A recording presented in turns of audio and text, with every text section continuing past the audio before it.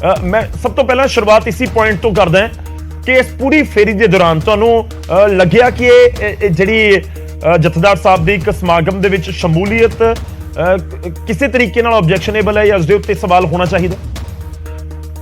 वाहिगुरू जी का खालसा वाहिगुरू जी फतेह जी। मैं दसदा कि भी देखो जिहड़े आपां कहंदे ना मुख सेवादार अकाल तख्त साहब दे जी, ठीक है ना जी, ਉਹ ਦੇਖੋ ਉਹਨਾਂ ਨੂੰ ਕੋਈ ਇਨਵਾਈਟ ਕਰ ਲਵੇ, ਉਹ ਕਿਸੇ ਦੇ ਘਰ ਜਾਣ, ਮੇਰੇ ਹਿਸਾਬ ਨਾਲ ਉਹਦੇ ਵਿੱਚ ਉਹਨਾਂ ਨੂੰ ਉੱਥੇ ਜਾਣ 'ਚ ਕੋਈ ਰੋਕ ਨਹੀਂ ਹੋਣੀ ਚਾਹੀਦੀ। ਉਹ ਆਫਟਰ ਆਲ ਉਹ ਵੀ ਇੱਕ ਵਿਅਕਤੀ ਨੇ, ਉਹ ਕਿਸੇ ਦੇ ਘਰ ਜਾ ਸਕਦੇ ਨੇ ਜਿਨ੍ਹਾਂ ਨੇ ਉਹਨਾਂ ਨੂੰ ਨਿਮੰਤਰਣ ਕੀਤਾ ਹੈ ਜੀ। ਤੇ ਇਹਦੇ ਵਿੱਚ ਸਾਨੂੰ ਕੋਈ ਇਹਦੇ ਤੇ ਕੋਈ ਪੋਲਿਟਿਕਸ ਜਾਂ ਇਹਦੇ ਵਿੱਚ ਕੋਈ ਇਹੋ ਜਿਹੀ ਗੱਲ ਕਰਨ ਦੀ ਲੋੜ ਨਹੀਂ ਹੁੰਦੀ ਕਿ ਜੀ ਉਹ ਦੇਖੋ ਜੀ ਉਹ ਤੇ ਜੀ ਮੁੱਖ ਸੇਵਾਦਾਰ ਨੇ ਅਕਾਲ ਤਖਤ ਸਾਹਿਬ ਦੇ, ਸੋ ਵਾਟ, ਦੈਟਸ ਓਕੇ। ਉਹ ਵੀ ਇੱਕ ਮੁੱਖ ਸੇਵਾਦਾਰ ਹੀ ਨੇ ਅਕਾਲ ਤਖਤ ਸਾਹਿਬ ਦੇ, ਜਿੱਦਾਂ ਮੁੱਖ ਸੇਵਾਦਾਰ ਹੈਗੇ ਆਪਣੇ ਦੂਜੇ ਤਖਤਾਂ ਦੇ, ਲੋਕੀ ਜਾ ਸਕਦੇ ਨੇ ਲੋਕਾਂ ਦੇ ਘਰਾਂ 'ਚ। ਇਹਦੇ ਵਿੱਚ ਸਾਨੂੰ ਕੋਈ ਐਵੇਂ ਬਖੇੜਾ ਖੜਾ ਕਰਨ ਦੀ ਕੋਈ ਲੋੜ ਨਹੀਂ ਹੈ ਜੀ। ਸਰ ਦੂਜਾ ਪੁਆਇੰਟ, ਕਿਉਂਕਿ ਦੋ ਚੀਜ਼ਾਂ ਨੂੰ ਲੈ ਕੇ, ਇੱਕ ਤਾਂ ਕਿ ਉਹਨਾਂ ਦੀ ਕਾਰ ਬਾਹਰ ਰੁਕਵਾ ਦਿੱਤੀ ਗਈ, ਉੱਥੋਂ ਪੈਦਲ ਅੰਦਰ ਗਏ, ਇਸ ਨੂੰ ਲੈ ਕੇ ਤੁਹਾਨੂੰ ਲੱਗਦਾ ਹੈ ਕਿ ਇਤਰਾਜ਼ ਹੋਣਾ ਚਾਹੀਦਾ ਹੈ। ਤੇ ਅਗਲਾ ਪੁਆਇੰਟ ਇਹ ਵੀ ਕਿ ਉੱਥੇ ਰਾਘਵ ਚੱਡਾ ਤੇ ਪਰਿਣੀਤੀ ਚੋਪੜਾ ਇੱਕ ਜਿਵੇਂ ਗੱਦੇ ਹੁੰਦੇ ਨੇ ਜਾਂ ਛੋਟਾ ਜਿਹਾ ਸੋਫਾ ਹੁੰਦਾ, ਉਸ ਦੇ ਉੱਤੇ ਬੈਠੇ ਸੀ ਔਰ ਸਾਹਮਣੇ ਜੋ ਕੀਰਤਨ ਰਾਗੀ ਕਰ ਰਹੇ ਸੀ ਉਹ ਬਿਲਕੁਲ ਉਹਨਾਂ ਦੇ ਸਾਹਮਣੇ ਸੀ। ਕਿ ਇਹ ਵੀ ਸਵਾਲ ਇਸ ਦੇ ਉੱਤੇ ਚੁੱਕੇ ਜਾ ਸਕਦੇ ਨੇ ਕਿ ਇਹ ਮਰਿਆਦਾ ਦੇ ਖਿਲਾਫ ਹੈ, ਨਹੀਂ ਬੈਠ ਸਕਦੇ ਇਸ ਤਰੀਕੇ ਨਾਲ ਕਿਸੇ ਸੋਫੇ ਜਾਂ ਫਿਰ ਕਿਸੇ ਗੱਦੇ ਦੇ ਉੱਤੇ? ਦੇਖੋ ਗੱਲ ਏਦਾਂ ਹੈਗੀ, ਜਿਹੜੀ ਗੱਲ ਹੈ ਗੱਡੀ ਰੋਕਣ ਦੀ, ਤਾਂ ਦੇਖੋ ਅਗਰ ਸਿਰਫ ਉਹਨਾਂ ਦੀ ਗੱਡੀ ਰੋਕੀ ਗਈ, ਇਹ ਤੇ ਚਲੋ ਇਹ ਤੇ ਮਹਿਮਾਨ ਨਵਾਜ਼ੀ ਦੀ ਗੱਲ ਹੁੰਦੀ ਹੈ ਜਿਨ੍ਹਾਂ ਨੇ ਉੱਥੇ ਉਹਨਾਂ ਨੂੰ ਸੱਦਿਆ ਸੀਗਾ ਜੀ। ਦੇਖੋ ਜਿਹੜੇ ਵੀ ਤੁਹਾਡੇ ਘਰੇ ਆਉਂਦੇ ਨੇ, ਅਗਰ ਮੈਨੂੰ ਪਤਾ ਨਹੀਂ ਹੈ ਕਿ ਵੀ ਗੱਡੀ ਕਿਉਂ ਬਾਹਰ ਰੋਕੀ ਗਈ, ਅਗਰ ਦੂਜਿਆਂ ਦੀ ਅਗਰ ਗੱਡੀਆਂ ਸਾਰੀਆਂ ਉੱਥੇ ਰੁਕ ਰਹੀਆਂ ਸੀ, ਉੱਥੋਂ ਇਨਫੈਕਟ ਰੈੱਡ ਕਾਰਪੇਟ ਵਿਛਾਇਆ ਗਿਆ ਸੀ ਮਹਿਮਾਨਾਂ ਦੇ ਲਈ। ਸੋ ਫਿਰ ਠੀਕ ਹੈ, ਸੋ ਫਿਰ ਇਹਦਾ ਮਤਲਬ ਅੰਦਰ ਮਤਲਬ ਜਿਹੜਾ ਡਰਾਈਵੇ ਹੈ ਉਹਦੇ ਵਿੱਚ ਅਗਰ ਕਾਰਪੇਟ ਵਿਛਿਆ ਸੀਗਾ ਤੇ ਕੋਈ ਗੱਡੀ ਜਾਣ ਦੀ ਕੋਈ ਸਹੂਲਤ ਨਹੀਂ ਸੀਗੀ ਜੀ। ਤੇ ਜੇ ਗੱਡੀ ਬਾਹਰ ਰੋਕੀ ਗਈ ਤੇ ਇਹਦੇ ਵਿੱਚ ਵੀ ਕੁਝ ਮਤਲਬ ਇਹਦੇ ਵਿੱਚ ਵੀ ਕੋਈ ਇਤਰਾਜ਼ ਨਹੀਂ ਹੋਣਾ ਚਾਹੀਦਾ ਕਿ ਵੀ ਉਹਨਾਂ ਦੀ ਗੱਡੀ ਕਿਉਂ ਬਾਹਰ ਰੋਕੀ ਗਈ ਜੀ। ਇਹ ਤੇ ਕੋਈ ਵਜ੍ਹਾ ਹੀ ਸੀਗੀ ਜਿੱਦਾਂ ਤੁਸੀਂ ਹੁਣ ਜ਼ਾਹਿਰ ਕਰ ਰਹੇ ਹੋ ਕਿ ਵੀ ਉਹ ਸੜਕ ਉੱਤੇ ਜਿਹੜੀ ਅੰਦਰ ਕਪੂਰਥਲਾ ਹਾਊਸ ਦੀ ਜਿਹੜੀ ਐਂਟਰੈਂਸ ਸੀਗੀ ਉਹਦੇ ਤੇ ਸਾਰਾ ਰੈੱਡ ਕਾਰਪੇਟ ਵਿਛਿਆ ਹੋਇਆ ਸੀਗਾ, ਠੀਕ ਹੈ ਨਾ ਜੀ। ਸੋ ਦੈਟ ਉਹ ਵੀ ਠੀਕ ਹੈ। ਦੂਜੀ ਗੱਲ ਰਹੀ ਜੀ, ਦੇਖੋ ਕਿ ਜੀ ਕੀਰਤਨੀਏ ਕੀਰਤਨ ਕਰ ਰਹੇ ਨੇ। ਹਾਂ, ਹੁਣ ਮੈਂ ਵੀਡੀਓ ਤਾਂ ਨਹੀਂ ਦੇਖੀ ਕਿ ਵੀ ਕਿਹੋ ਜੀ ਥਾਂ ਦੇ ਉੱਤੇ ਇਹ ਜਿਹੜੀ ਜੋੜੀ ਹੈ ਉਹ ਕਿੱਥੇ ਬੈਠੇ ਸੀਗੇ ਜੀ। ਹਾਂ, ਜੇ ਤਾਂ ਇਹਨੂੰ ਬੈਠ ਕੇ ਤੇ ਜਿੱਦਾਂ ਇੱਕ ਹੁੰਦਾ ਨਾ ਕਿ ਵੀ ਆਪਣੇ ਆਰਾਮ ਨਾਲ ਬੈਠ ਕੇ ਤੁਸੀਂ ਸੋਫਿਆਂ ਦੇ ਉੱਤੇ ਬੈਠ ਕੇ ਤੇ ਤੁਸੀਂ ਕੀਰਤਨ ਸੁਣ ਰਹੇ ਹੋ।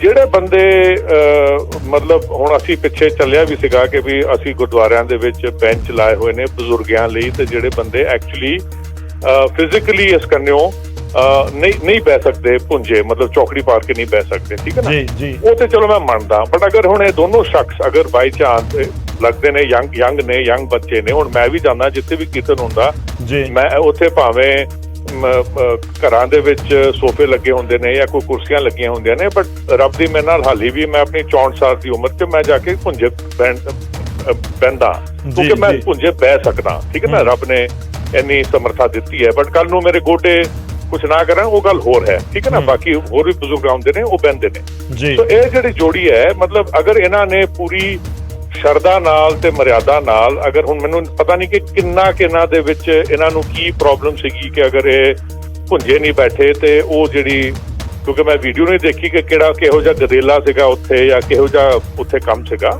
ਜੀ।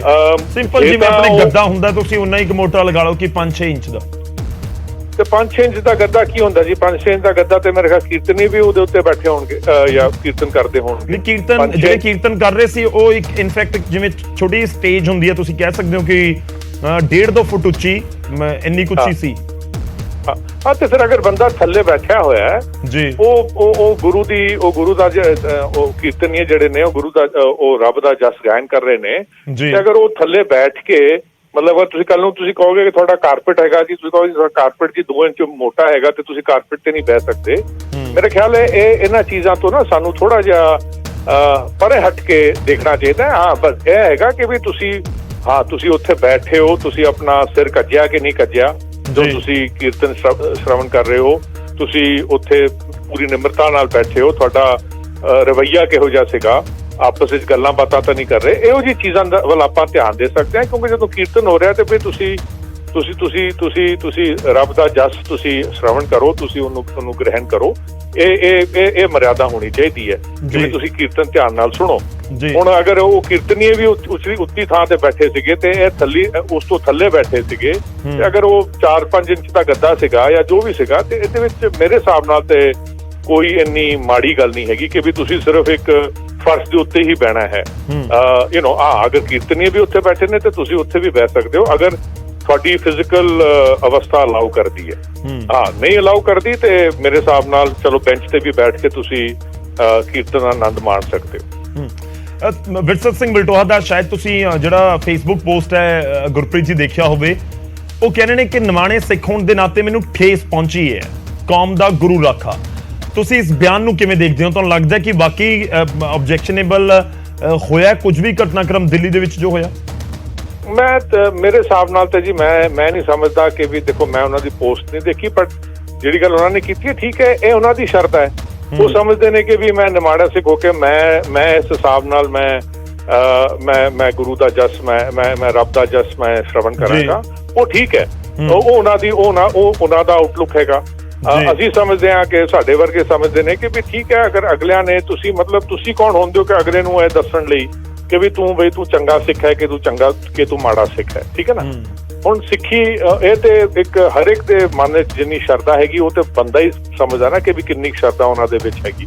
ਅਸੀਂ ਕਿਉਂ ਜੱਜ ਬਣੀਏ ਕਿ ਵੀ ਆਹ ਦੱਸਣ ਲਈ ਕਿ ਵੀ ਹਾਂ ਭਾਈ ਤੂੰ ਸਿੱਖ ਹੈ ਤੇ ਤੂੰ ਸਿੱਖ ਨਹੀਂ ਹੈ ਤੇ ਤੂੰ ਚੰਗਾ ਹੈ ਤੇ ਤੂੰ ਮਾੜਾ ਹੈ ਜੀ। ਸੋ ਇਹ ਜਿਹੀ ਗੱਲਾਂ ਤੋਂ ਨਾ ਸਾਨੂੰ ਆਪਣਾ ਦਿਲ ਥੋੜਾ ਜਿਹਾ, ਗੁਰੂ ਸਾਹਿਬ ਨੇ ਤੇ ਮਤਲਬ ਹਰ ਇੱਕ ਨੂੰ ਆਪਣੇ ਗਲਵਕੜੀ ਚ ਲੈਣ ਵਾਲੀ ਗੱਲ ਕੀਤੀ ਹੈ ਜੀ। ਤੇ ਅਗਰ ਕੀ ਪਤਾ ਇਹਨਾਂ ਦੀ ਕੋਈ ਮਜਬੂਰੀ ਹੀ ਹੋਵੇ।